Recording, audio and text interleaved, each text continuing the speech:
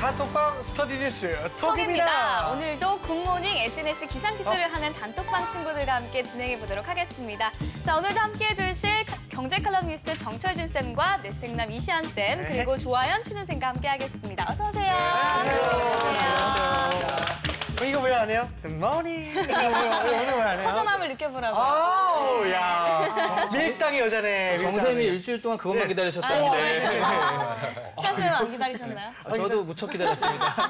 밀당하시네. 알겠습니다. 자, 그러면 공부하고 시작해 보겠습니다. 다 같이 열려라 단톡방.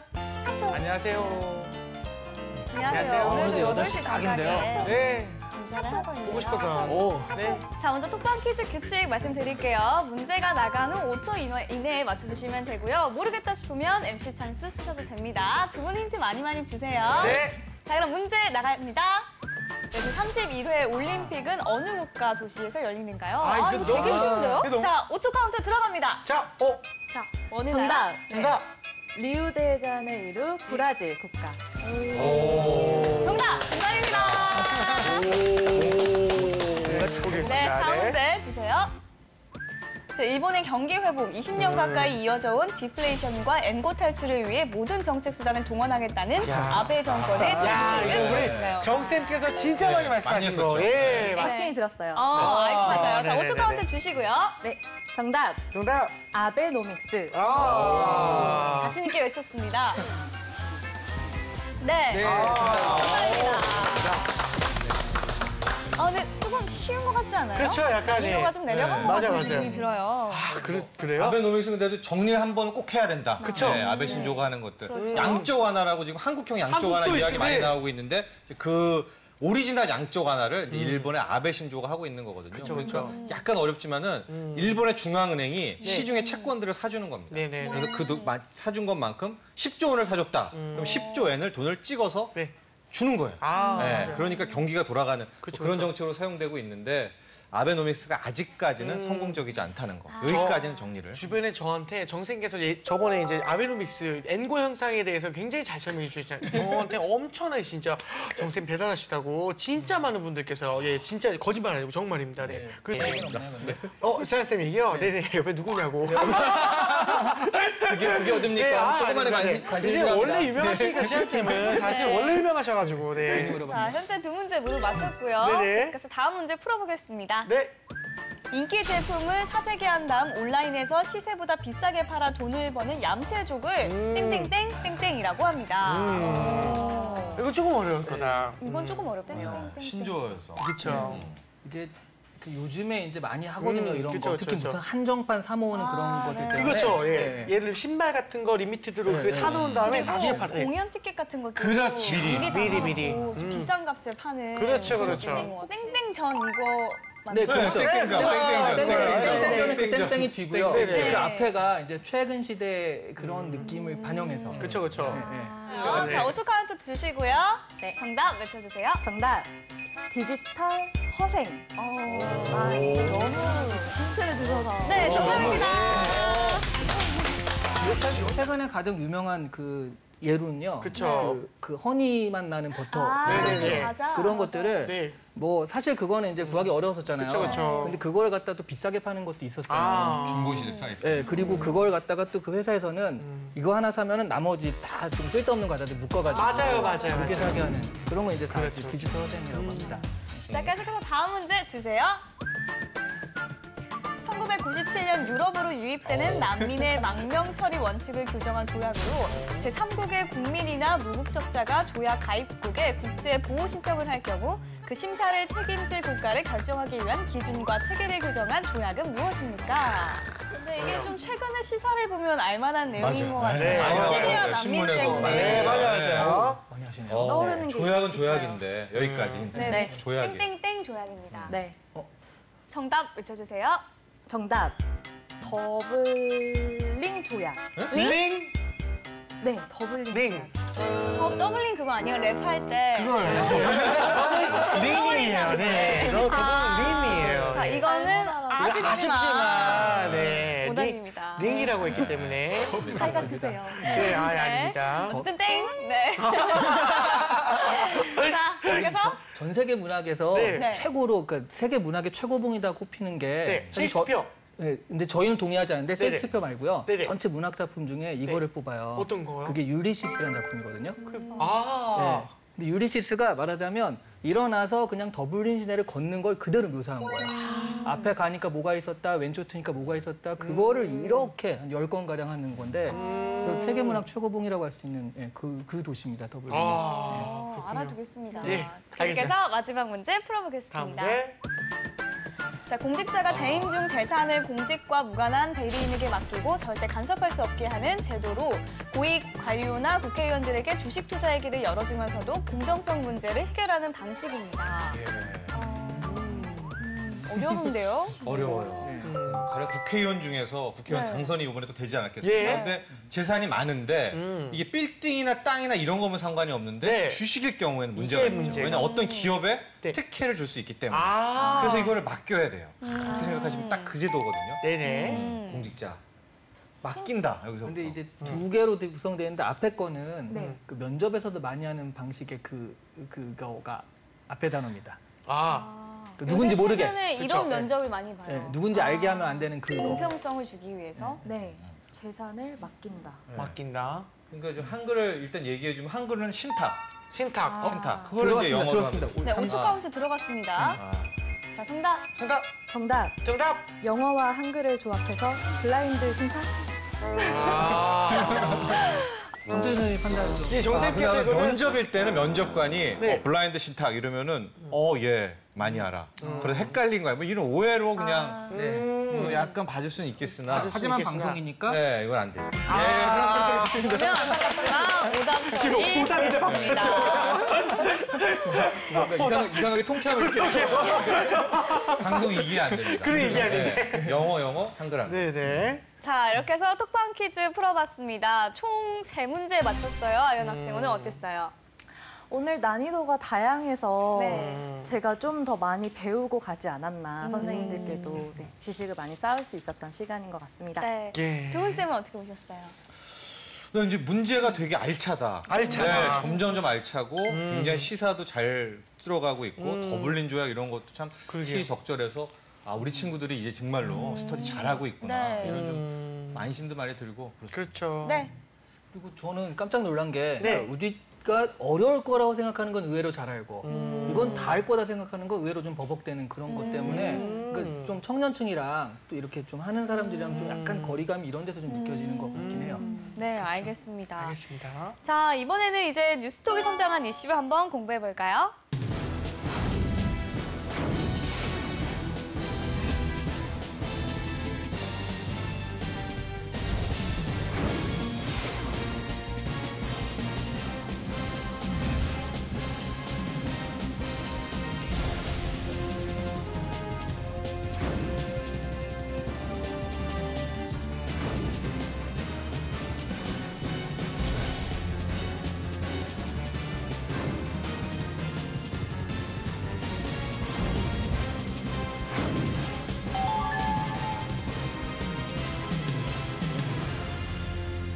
네, 오늘의 이슈는 역할 대행에 이어서 탄생한 감정 대행 서비스에 대한 건데요. 돈만 주면 용서도 빌어주는 이 감정 대행업이 성행하고 있는 이유에 대해서 한번 알아보도록 하겠습니다. 그러게요. 한때 그 역할 대행이 좀 이슈가 됐던 때가 있잖아요. 네. 결혼식 하객은 조금 흔했었는데 애인, 심지어 부모님까지도 이게 대행을 해준다고 하는데 이런 여러 부작용들이 좀 있었습니다. 네. 이제는 감정까지 대행을 해준다고 하는데 좀 개인적으로 좀 이상하지만 어떻게 생각하시는지 우리 아연 학생부터 한번 말씀 들어볼게요. 네, 저도 네. 감정이라는 거를 대행할 수 있나 그러게요. 의문이 좀 들었는데. 연기해 주는 거 아닙니까 진짜? 네. 근데 또 필요한 사람은 있을 수 있겠다 이렇게 네네네. 생각을 했는데 뭐 네. 예를 들면은 네. 원거리 연애를 하는 네. 연인들이 뭐 네. 이렇게 다툼이 있거나 네. 네. 뭐 기념일인데 네. 이제 만나지를 못하니까 네. 이런 업체를 이용해서 사소한 이벤트성으로 이용을 하는 거는 긍정적이라고 생각을 해요. 근데 뭐 진심 어린 사과나 이별 통보는 너무 부정적이지 않나. 이건 말도 안 돼요. 아니면은 이 아연 학생한테 실제로 네. 감정 대행으로 하루만 나의 여자친구가 되어줘. 그리고 실제로 그렇게 해서 어떤 그 노동의 대가를 지불하고 그렇게 하면 할 수 있겠어요? 아니요, 저는 못하겠죠. 네, 네.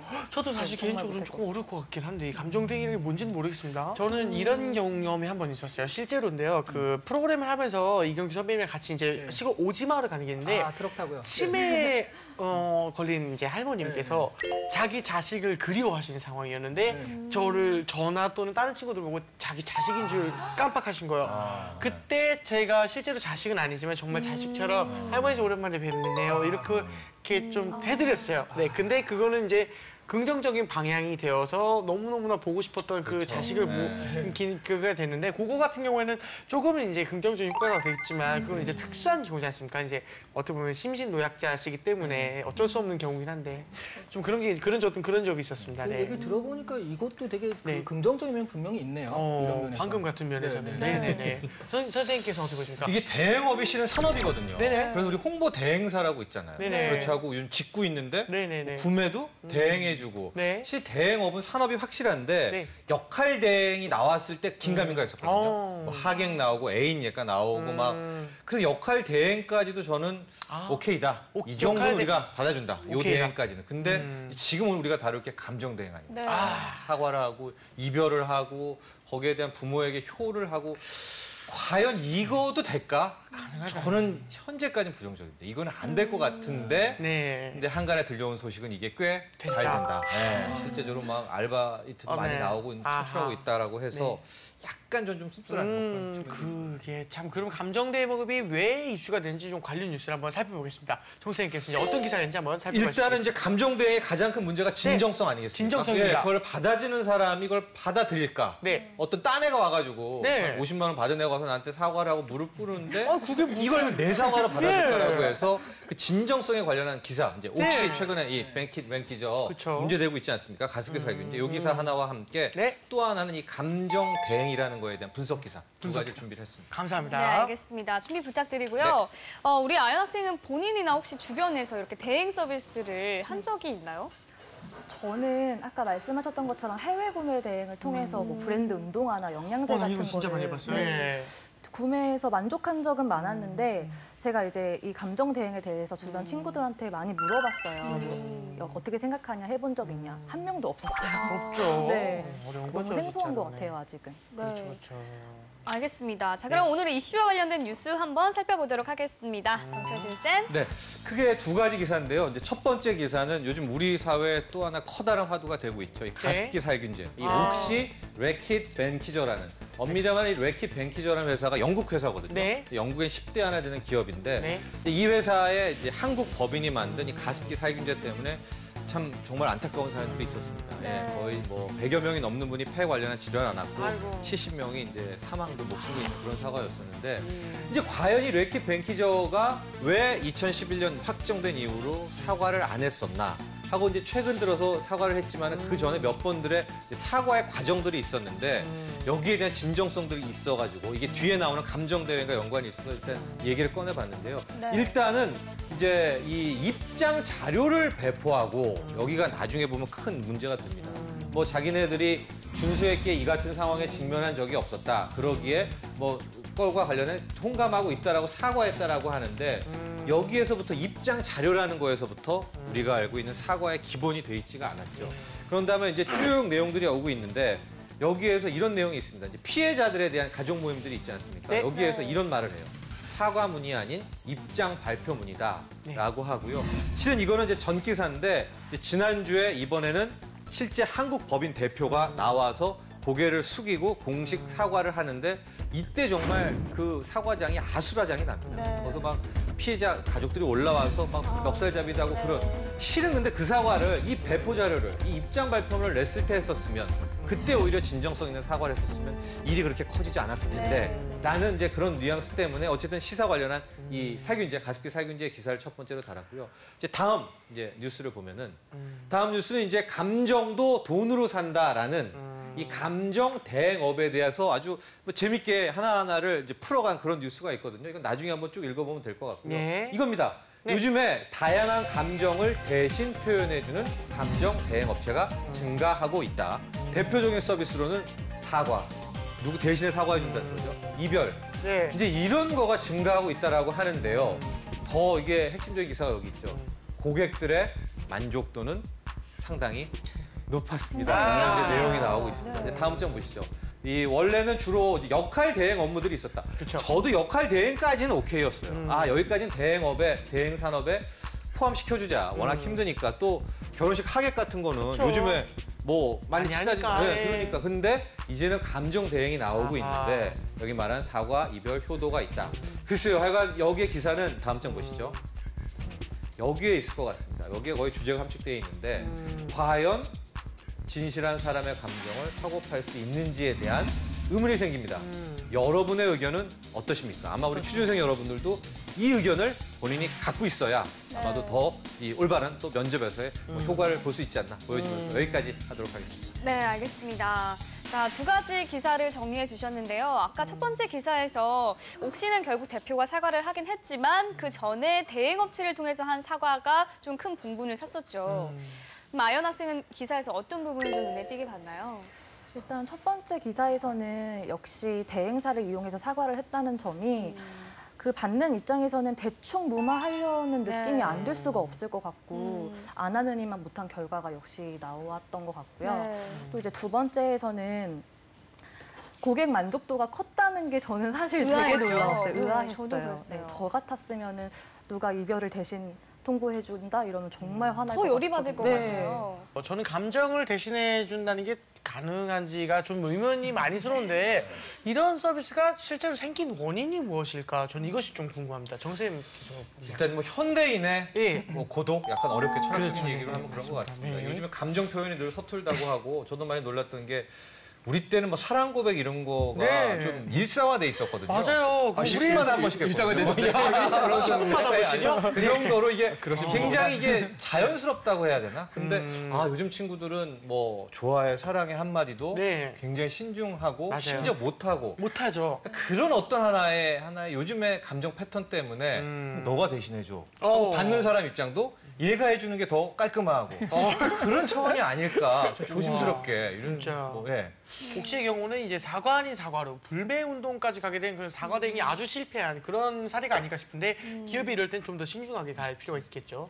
근데 사실 우리 기업들이 되게 좀 잘 못하는 것 같아요. 사과를. 그쵸. 근데 그게 CEO의 좀 그 제왕적인 권력이랄까? 그러니까 사실 CEO가 와서 다 이렇게 한번 하면 그래도 사람들이 예, 진정성을 그나마 받아들이는데. 하는데 내 성까지 안 오게 해. 이러다가 그렇죠. 그 옛날에 우리 땅콩 그것도 결과적으로는 결국 나중에 와서 사과할 거를 예. 그 미루다가 결국 일이 커졌잖아요. 그런 식으로 아직도 우리나라는 그런 위기 대응이나 아니면 이런 부분에 있어서 아직은 좀 유교적인 문화라서 그런가? 그런 부분에 있어서는 좀 인색한 것 같아요. 그렇죠. 사실 기업뿐만 아니라 이 나라 전체적으로 봤을 때도 이런 위기 관리 능력에 대한 네. 부분이 조금 아쉬움이 많이 남는 것 같아요. 맞아요. 또 기업이 아닌 개인적으로 생각을 해보면 진심으로 나설 용기조차 없거나 또 마음은 있는데 너무 바쁘다면 이런 서비스에 사실 관심이 갈 것 같기도 하거든요. 이런 서비스가 계속 발전을 할까요? 좀 어떻게 보세요? 그러게요. 저는 사실 이거가 있다고 해서 이슈가 있다고 해서 네네네. 인터넷 찾아봤거든요. 네. 대행 서비스 했더니요. 네. 그 초록창에 뜨니까 몇 업체가 뜨더라고요. 그래서 들어가 봤더니 네네. 뭐 감정 대행부터 쫙 있긴 있는데 네. 제가 제일 눈길이 딱 간 게 역할 대행 서비스가 있어가지고요. 예, 그렇죠. 조폭으로 위장해 드립니다 이런 게 있어요. 네. 그리고 거기서 이제 권장하는 시나리오가 뭐냐면 제가 우리 어렸을 때 그런 거 있지 않아요? 네네. 되게 그 좋아하는 여자애가 있는데 쟤한테 어떻게 잘 보일까? 아. 그러니까 걔가 있는데 그 깡패 같은 애들이 딱 둘러싸면 그쵸. 잠깐 하고 나서가지고 이렇게 네, 때려치는 맞아요. 그런 시나리오를 생각해 보잖아요 한 번쯤. 아. 딱 그거더라고요. 그러니까. 네. 네. 좋네.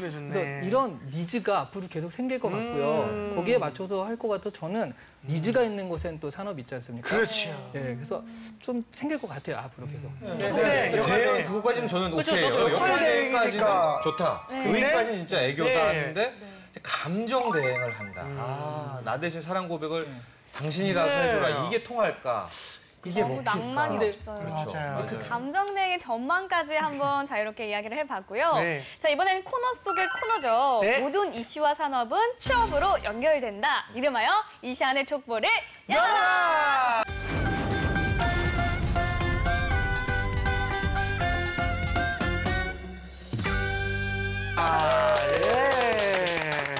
예. 이 이쌤 오늘 족보 한번 열어주세요. 네, 이게 족보인데요. 네. 열기 전에 멋있어, 멋있어. 오늘 보민 씨가 굿모닝 안 했으니까 네, 이쌤 해주세요.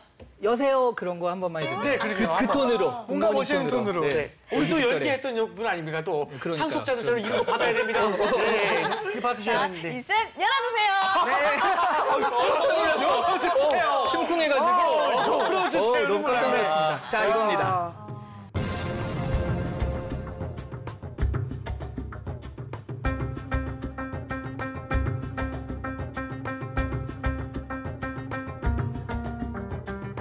아유, 실제로 선생님. 이런 예. 질문이 면접에 나올까요, 선생님? 그쵸. 그래서 한번 아이언 학생이 네. 이런 거를 한번 얘기를 해볼까요? 네, 실제로 진짜? 나왔다고 치고 한번 예. 대답해 보시는 거죠. 네.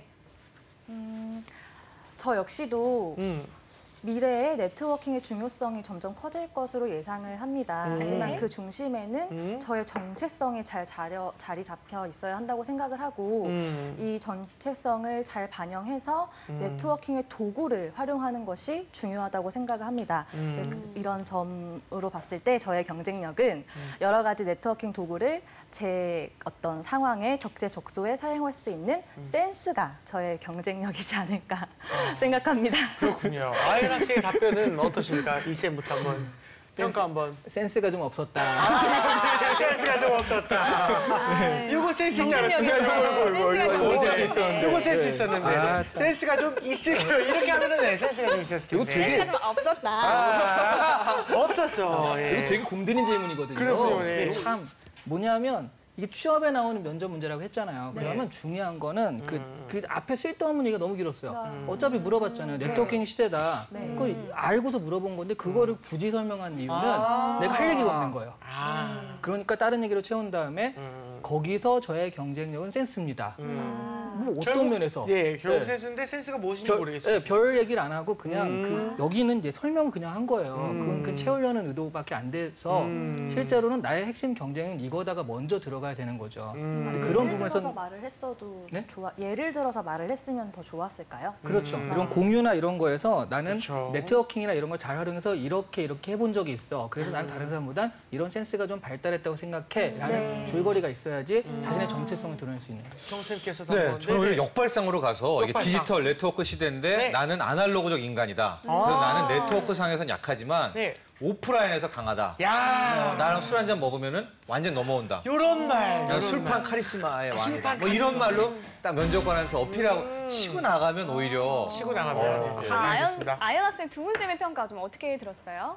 제가 너무 어렵게 생각했던 것 같아요, 질문을. 네, 이렇게 힌트를 주시니까 조금 유연하게 사고할 필요가 있다. 네.